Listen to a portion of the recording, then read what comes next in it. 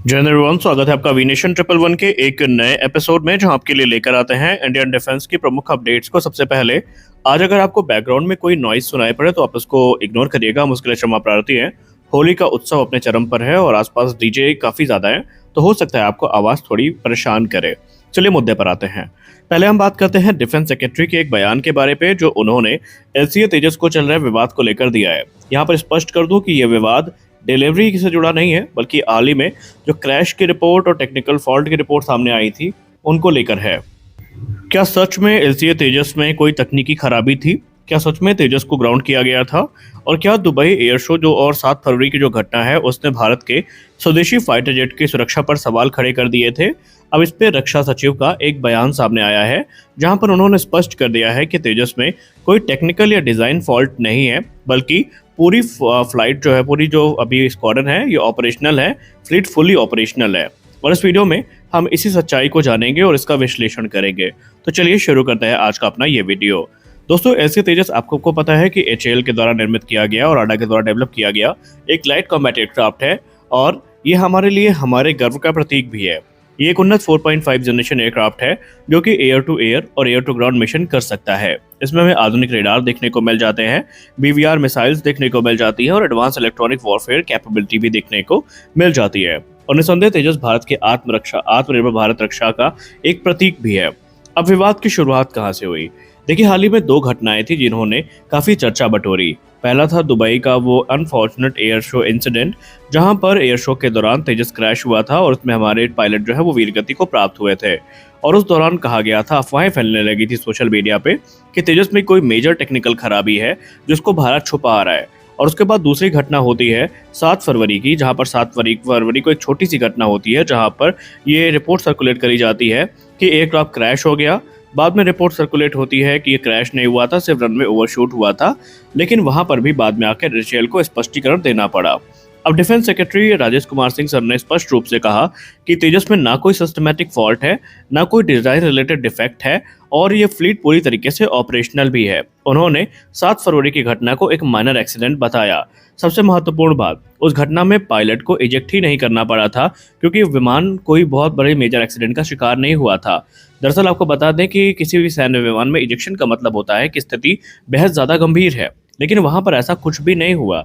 इसका मतलब aircraft controllable था, क्रू ने स्थिति संभाल ली थी और कोई जान का खतरा नहीं था। लेकिन फिर यहाँ पर बहुत सारे लोग पूछ रहे हैं कि अगर कोई तकनीकी खराबी नहीं है तो जांच क्यों हुई? दोस्तों, ये एक स्टैंडर्ड एविएशन प्रोटोकॉल होता है और दुनिया की हर एयरफोर्स इसको फॉलो करती है। किसी भी इंसिडेंट के बाद, चाहे वो माइनर हो या मेजर, वहाँ पर प्रिकॉशनरी जो इंस्पेक्शन है वो ज़रूरी होता है और सिर्फ भारत ही नहीं बल्कि दुनिया की हर वायुसेना इसको फॉलो करती है। ये सेफ्टी फर्स्ट अप्रोच है, न कि पैनिक रिएक्शन। अब यहाँ पर डिफेंस सेक्रेटरी ने यह भी स्पष्ट किया कि दुबई एयर शो जैसी घटनाओं पर, जहाँ पर कॉम्प्लेक्स एरोबेटिक मनोवर्स होते हैं, हाई जी टर्न होते हैं, एक्सट्रीम फ्लाइट एनवलप होता है, तो वहाँ पर एक छोटी सी चूक भी एक बड़े कैटास्ट्रॉफिक फेलियर का रूप ले सकती है। ऐसे में छोटे से वहाँ पर ऑपरेशनल हो सकती है, लेकिन इसका मतलब ये नहीं कि इशूज के चलते हम पूरी की पूरी जो फ्लीट है उसको ग्राउंडेड कर दें। और उसके आधार पर यह जज करना भी सही नहीं है कि एयरक्राफ्ट में कोई कैपेबिलिटी डिफेक्ट है। उन्होंने कहा वो एक्सीडेंट दुर्भाग्यपूर्ण था, लेकिन इससे तेजस की कैपेबिलिटी पर उंगली उठाना ये बिल्कुल भी उचित नहीं है। अब यहाँ पर इसका भारतीय वायुसेना पर क्या कोई असर पड़ा था? देखिए, फिलहाल तो उसका प्रैक्टिकल कोई असर नहीं पड़ा। तेजस की फ्लीट को ग्राउंडेड नहीं किया गया, सभी एयरक्राफ्ट ऑपरेशनल हैं और भारतीय वायुसेना को किसी भी कैपेबिलिटी लॉस का सामना नहीं करना पड़ा। तो यहाँ पर स्पष्ट है कि तेजस हमारे ऑपरेशनल है। अब आइए नजर डाल लेते हैं अगली रिपोर्ट पर। रिपोर्ट में हम बात करने वाले हैं ब्रह्मोस सुपरसोनिक क्रूज मिसाइल को लेकर के। हमने अक्सर वीडियो में आपको कहा है कि ऑपरेशन सिंदूर के बाद से जो एक्स्ट्रा लॉन्ग रेंज ब्रह्मोस की डिमांड है वो इंडियन आर्म फोर्सेस में बढ़ी है और ब्रह्मोस एरोस्पेस इस पे काम भी कर रहा है। और हाल ही में अगर हम मीडिया संस्थान IDRW की रिपोर्ट की बात माने तो यहाँ पर एक बड़ी जो जानकारी है इसको लेकर सामने आई है। दरअसल ब्रह्मोस, जैसा कि आपको पता है कि भारत और रूस का जॉइंट वेंचर है और इसके अंतर्गत जो है या जॉइंट वेंचर का एक प्रोडक्ट है और अब इसी जॉइंट वेंचर में हमें ये मिसाइल एक नए रूप में आती नजर आ सकती है। दरअसल ब्रह्मोस को दुनिया के सबसे तेज सुपरसोनिक क्रूज मिसाइल में गिना जाता है जो कि मैक 2.8 से 3 तक की स्पीड पर ट्रैवल करने में सक्षम है, यानी ध्वनि की रफ्तार से तकरीबन 3 गुना रफ्तार पर यह ट्रैवल कर सकती है। वही ब्रह्मोस ए इसका एयर लॉन्च वेरिएंट है जो कि सुखोई 30 MKI फाइटर जेट से लॉन्च किया जाता है। पहले इसकी रेंज शुरुआत में 290 किलोमीटर ही थी, लेकिन अब इसकी रेंज जो है वो 450 किलोमीटर तक हो चुकी है। लेकिन यहाँ पर ब्रह्मोस एरोस्पेस रुकने नहीं वाला है, बल्कि अगर हम रिपोर्ट्स की बात माने तो ब्रह्मोस एरोस्पेस अब 800 किलोमीटर रेंज वाला जो ब्रह्मोस ए वेरिएंट है उसको विकसित कर रहा है, जिसको लेकर कुछ महत्वपूर्ण बातें सामने आई हैं।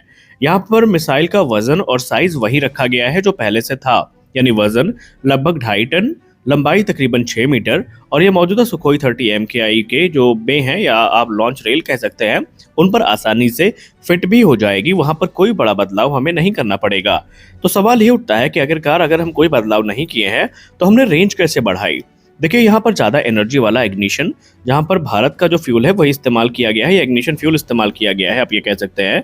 इसका जो एयर इनटेक है, यानी कि हवा लेने वाला जो हिस्सा है, उसको ज़्यादा अच्छे से ऑप्टिमाइज किया गया है। एयर फ्रेम का कुछ हिस्सा लाइटर कंपोजिट मटेरियल से बनाया गया है, जिससे इनका वजन जो है वो कम हुआ है, लेकिन स्ट्रेंथ यहाँ पर वही है जो पहले थी। यहाँ पर कोई फिजिकल साइज बढ़ाने की ज़रूरत ही नहीं पड़ी, इसीलिए पुराने प्लेटफॉर्म पर ही इसका इस्तेमाल आसानी से हो सकेगा बिना किसी मेजर मॉडिफिकेशन के। अब आइए बात कर लेते हैं इसके टाइमलाइन और इसके प्रोग्रेस के बारे में। रिपोर्ट्स की बात माने तो ऑलरेडी इसकी जो ग्राउंड टेस्टिंग है और जो बेस लाइन डिज़ाइन है पहले ही पूरी हो चुकी है। 2026 के अंत तक जो पहला फ्लाइट टेस्ट है सुखोई 30 MKI फाइटर जेट से, उसको एक्सपेक्ट किया जा रहा है। और इसके अलावा जो प्रोपेलेंट सेपरेशन और बूस्ट फेज टेस्ट है ये भी इसी दौरान आयोजित किया जाएगा। उसके बाद 2027 में हमें फुल एनवेलप टेस्टिंग जो है वो देखने को मिलेगी, जहां पर पूरी रेंज के साथ, मनूवरबिलिटी के साथ और दूसरे जो ऑब्जेक्टिव है उनके साथ इसको टेस्ट किया जाएगा और उन ऑब्जेक्टिव्स को वैलिडेट किया जाएगा। उसके बाद 2028 से 29 के बीच में इसके प्रोडक्शन को स्टार्ट कर दिया जाएगा और भारतीय वायुसेना में ये शामिल होना शुरू हो जाएंगी। और 2030 से पहले टारगेट ये रखा गया है कि इसको फुल ऑपरेशनल कैपेबिलिटी यानी स्क्वाड्रन में पूरी तरीके से तैयार कर दिया जाएगा और भारतीय वायुसेना को हैंड ओवर कर दिया जाएगा। अब ये मिसाइल भारत के लिए महत्वपूर्ण इसलिए भी है क्योंकि सुखोई 30 MKI से ही 800 किलोमीटर दूर तक टारगेट को हम हिट कर सकते हैं और भारतीय एयर स्पेस के अंदर रहकर दुश्मन के कई हाई वैल्यू जो एसेट्स हैं, टारगेट हैं, जैसे कि उनके एयर बेसिस हो गए, उनके रेडार साइट हो गई, कमांड सेंटर हो गए, उनको नष्ट किया जा सकता है। और पाकिस्तान के लगभग आधे से ज़्यादा इलाके और चीन के कुछ बड़े हिस्सों पर हमारी जो रीच है वो हो जाएगी। ऑपरेशन सिंदूर में हाल ही में आप सबने देखा कि जो भारत ने मिसाइल यूज़ करी है उससे पाकिस्तान की वायुसेना को बहुत बड़ा नुकसान उठाना पड़ा है और उनके तकरीबन 11 एयर बेसेस हिट हुए हैं। और अब अगर 800 किलोमीटर वाला वेरिएंट आ गया तो वो पाकिस्तान के लिए साक्षात काल का दूसरा रूप होगा। दरअसल 450 किलोमीटर वाले वेरिएंट का प्रोडक्शन ऑलरेडी हैदराबाद में चल रहा है और 800 किलोमीटर वाले वेरिएंट को जो CCS से प्राथमिकता है वो मिल चुकी है। अब यहाँ पर बात करें तो भारतीय वायुसेना इसको लेकर इंटरेस्टेड है और निसंदेह ये उनके लिए एक बड़ा कैपेबिलिटी बूस्ट हो सकता है। तो आज के इस वीडियो में बस इतना ही। मिलते हैं अगले वीडियो में कुछ और अपडेट्स के साथ। तब तक के लिए जय हिंद।